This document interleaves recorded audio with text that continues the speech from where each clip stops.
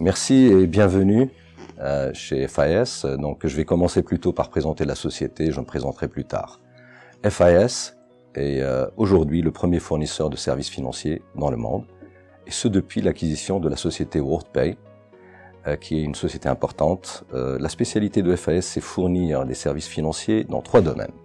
D'abord, le capital market, ensuite le banking, et enfin ce qu'on appelle le merchant, donc tout ce qui est paiement.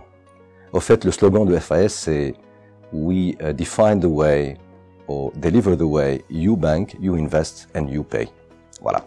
60 000 personnes dans le monde, une présence dans 100 pays, un chiffre d'affaires qui dépasse les 12 milliards de dollars.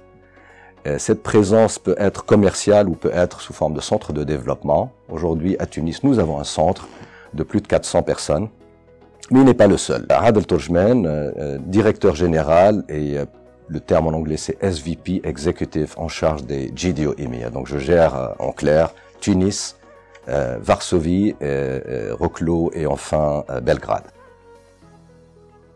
Dans l'acquisition par SunGard, vu que SunGard avait une politique d'offshoring beaucoup plus agressive, a noté immédiatement qu'il s'agit là d'une perle rare, méconnue, où il fallait vraiment porter une certaine attention et investir beaucoup plus.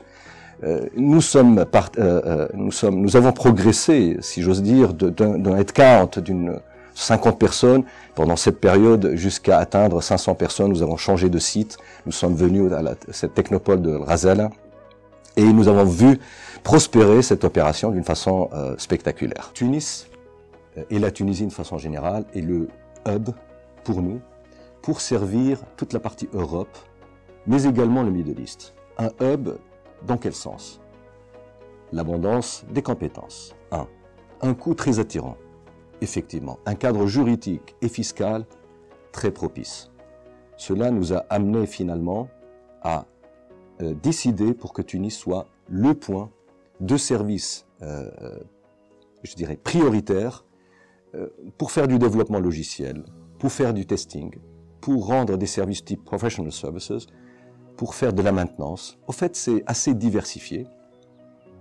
Et cela était également encouragé par, comme vous le savez bien, la proximité.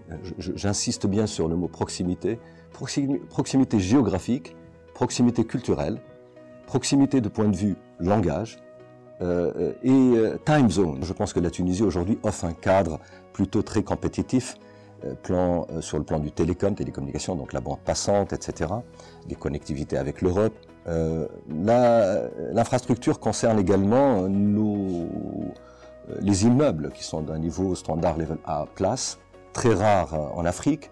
Donc nous avons atteint quand même ce niveau où la Tunisie offre cette possibilité d'être au niveau du standard international à des coûts extrêmement compétitifs.